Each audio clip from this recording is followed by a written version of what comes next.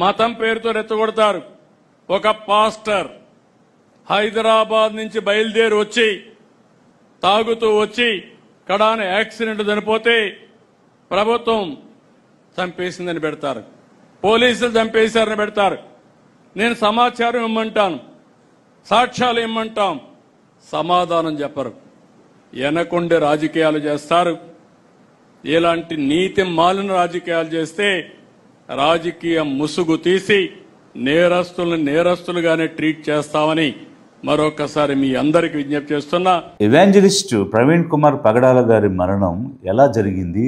అది యాక్సిడెంటా లేక ఎవరైనా హత్య చేశారా అన్న విషయాలు ఒక నిష్పక్షపాతమైనటువంటి పద్ధతిలో ఇన్వెస్టిగేషన్ చేసి నిజాలను ప్రజలకు అందించండి, అనుమానాలను నివృత్తి చేయండి అని అనేక మంది నాయకులు, ప్రజా సంఘాలు, క్రైస్తవ సంఘాలు, అలాగే లిబరేషన్ కాంగ్రెస్ పార్టీ అనేక వినతులు ప్రభుత్వానికి చేసింది, విజ్ఞప్తులు చేసింది, డిమాండ్స్ చేసింది.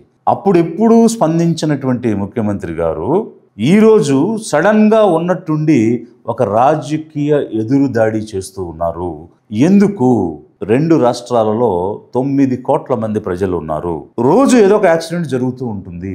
ఒక యాక్సిడెంట్లో మీరు అనుకుంటున్నట్టుగా ఒక సామాన్య పాస్టరు చనిపోయాడు. అది చాలా చిన్న విషయం. మరి అంత చిన్న విషయం సాక్షాత్తు హానరబుల్ చీఫ్ మినిస్టర్ ఒక పబ్లిక్ మీటింగ్లో ప్రస్తావించాల్సిన అవసరం ఉందా? అంత స్థాయి అంశమాది. ఎందుకు సడన్గా న్యాయం చేయండి బాబు, ప్రాపర్గా ఇన్వెస్టిగేషన్ చేయించండి బాబు అని వేడుకుంటున్న సమయంలో స్పందించని ప్రభుత్వ పెద్ద ఈరోజు ఉన్నట్టుండి పబ్లిక్ మీటింగ్లో ఈ విషయాన్ని ఎందుకు ప్రస్తావించారు అంటే ప్రవీణ్ కుమార్ పగడాల అనే ఇవాంజలిస్ట్, మీరంటున్న పాస్టర్ సామాన్య వ్యక్తి కాదు, లక్షల మంది ఫాలోవర్స్ కలిగినటువంటి వ్యక్తి. వారి మరణం వరకు నాకు కూడా వారి గురించి తెలీదు. కానీ వారి మరణం జరిగిన తర్వాత వస్తున్న అనేక విజ్ఞప్తులు, అనేక అనుమానాలు చూసిన తర్వాత, దానిని కొంత అన్వేషణ పరిశోధన చేసిన తర్వాత ఇన్ని లక్షల హృదయాలు దీని వెంట ఉన్నాయా? ఇంతమంది మనోభావాలు దెబ్బతిన్నాయా? ఏ రాజకీయ పార్టీ మాట్లాడటం లేదు, ప్రధాన ప్రతిపక్షం మాట్లాడటం లేదు. ఇంత ఒక గౌరవం ముఖ్యమైనటువంటి వ్యక్తి చనిపోతే కనీసం వాస్తవాలు వెలికి తీసి నిజాన్ని ప్రజలకు చెప్పాల్సిన బాధ్యత ప్రభుత్వం మీద లేదా? మరి ప్రజల పక్షాన మాట్లాడే, పోరాడే లిబరేషన్ కాంగ్రెస్ పార్టీగా మనము దీనిపై స్పందించి నిజాలు వెలికి తీయకపోతే ఎలా అనేటువంటి ఆలోచనతో మేము ప్రశ్నించాం, మేము డిమాండ్ చేశాం, మేము విజ్ఞప్తులు చేశాం. కానీ ఆనాడు ఏ రకమైనటువంటి స్పందన కనిపించలేదు. హడావుడిగా ఇన్వెస్టిగేషన్ చేసి తాగి యాక్సిడెంటే చనిపోయాడని కేసుని క్లోజ్ చేస్తున్నామని అనౌన్స్ చేసేసింది ప్రభుత్వం. ఎందుకు మరి అన్ని రోజులు దీని గురించి ప్రస్తావన చేయని గౌరవ పెద్దలు ఈరోజు ఎందుకు మాట్లాడుతున్నారు అంటే, రాజకీయంగా దుమారం లేచింది, లక్షల మంది మనోభావాలు దెబ్బతిన్నాయి, ఇది సాధారణంగా జరిగినటువంటి యాక్సిడెంట్ కాదు అన్న ఆలోచనలోనే ప్రజలు ఉన్నారు. కాబట్టి గట్టిగా అరిచి 4 మాటలు చెప్పి తాగి చనిపోయాడు. ఒక పాస్టర్ హైదరాబాద్ నుంచి బయలుదేరి వచ్చి తాగుతూ వచ్చి కడాన యాక్సిడెంట్ చనిపోతే ప్రభుత్వం చంపేసిందని పెడతారు, పోలీసులు చంపేశారని పెడతారు. నేను సమాచారం ఇమ్మంటాను, సాక్ష్యాలు ఇమ్మంటాం, సమాధానం చెప్పరు. వెనకుండే రాజకీయాలు చేస్తారు.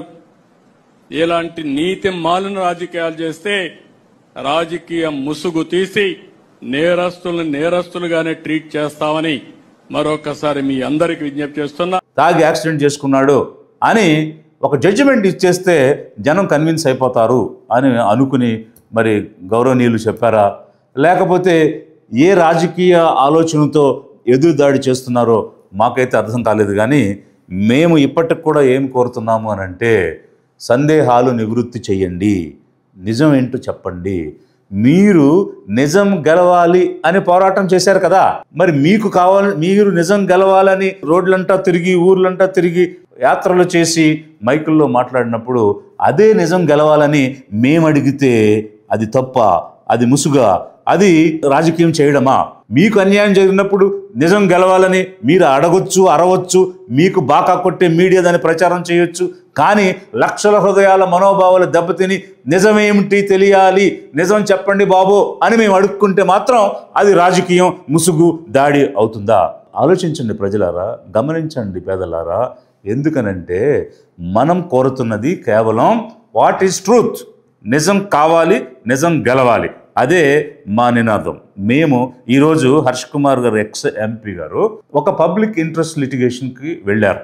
మేము కూడా వెళ్ళాలనుకునే సమయంలో అక్కడ హైకోర్టు 5 లక్షలు చెల్లించండి అని చెప్పడం జరిగింది. అయితే 5 లక్షలు చెల్లించగలిగిన కెపాసిటీ లేని వ్యక్తి ఏం కాదు ఆయన. కానీ ఈరోజు ఏం చేశారంటే తలొక 10 రూపాయలు కాంట్రిబ్యూట్ చేయండి అన్నారు. ఎందుకనంటే కోర్టు ఏమడిగింది, నీ లోకల్ స్టాండ్ ఏంటి, పబ్లిక్ లిటిగేషన్ ఏముంది ఇందులో, ఇంట్రెస్ట్ ఏముంది ఇందులో అని అడుగుతుంది.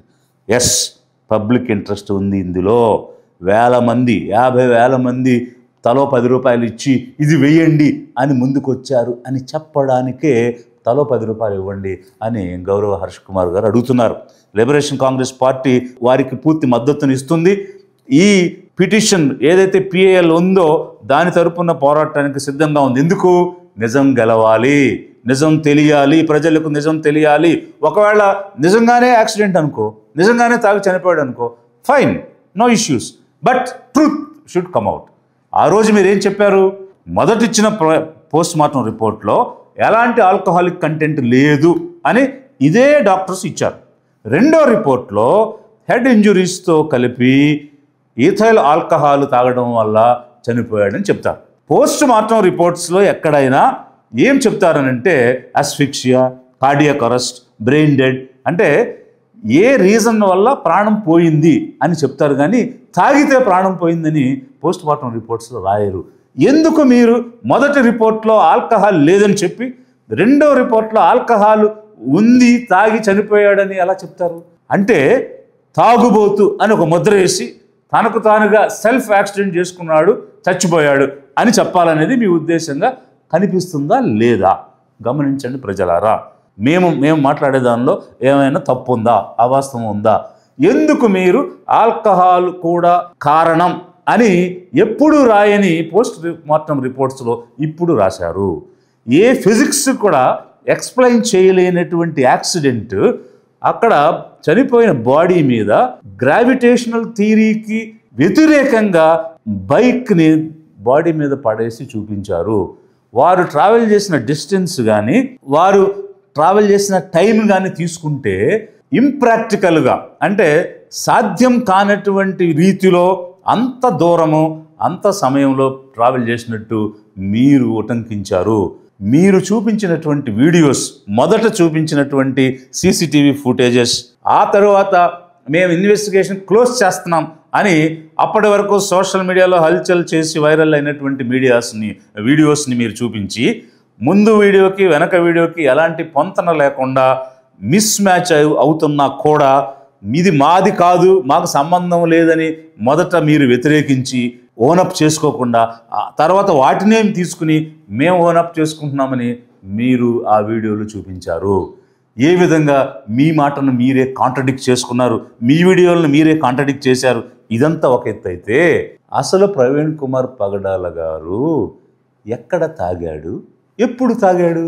ఎవడో ముసుగేసుకున్న వ్యక్తి వైన్ షాప్లోకి వెళ్ళి మద్యం కొనుక్కొచ్చుకుంటే అతను ఎవరో తెలియదు, ఆ వ్యక్తి ఎవడో తెలియదు. ప్రవీణ్ కుమార్ పగడాల తాగాడని మీరు ఎలా అంటారు?